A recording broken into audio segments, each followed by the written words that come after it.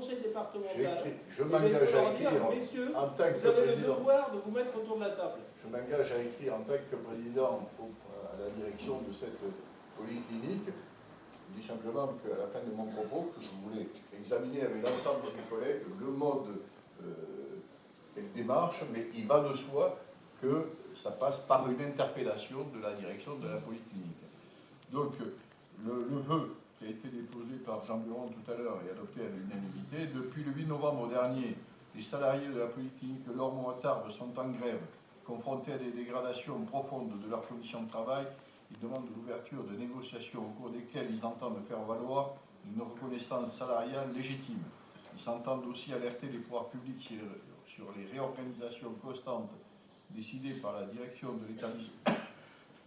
de l'établissement depuis la prise de contrôle du groupe Midipol, partenaire, et les dérives d'une gestion purement comptable de l'établissement directement préjudiciable aux patients. Ils veulent dire leur inquiétude sur les conséquences de la fusion qui vient d'être engagée avec le groupe Elzan, numéro 2 français de l'hospitalisation privée, qui risque fort d'accentuer cette dérive financière et accroître les inégalités sociales.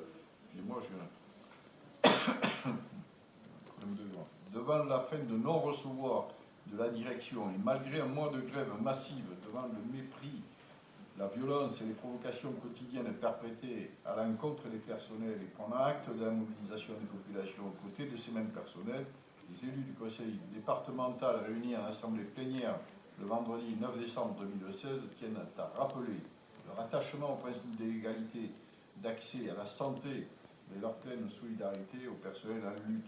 Ils appellent la direction de la clinique Lormont à entendre les revendications exprimées par les salariés et à mener une véritable négociation qui doit déboucher sur des avancées en termes de conditions de travail, de reconnaissance de leur métier et de revalorisation salariale. Ils s'adressent à l'agence régionale de santé et à l'État, deuxième actionnaire du groupe Midipol, partenaire via la BPI, afin de faire valoir leur autorité et créer les conditions de ce dialogue à ouvrir souhaitable pour tous. Voilà la motion qui a été, le vœu qui a été adopté tout à l'heure, je le rappelle, déposé par André Souquet et Jean Buron. Donc ce vœu sera transmis à la direction de la clinique avec une lettre que je signerai, ou qui pourrait être co-signée même par d'autres élus, pour exiger quand même une reprise du dialogue et, je vous l'ai dit, faire en sorte que des solutions justes et équitables puissent être trouvées rapidement.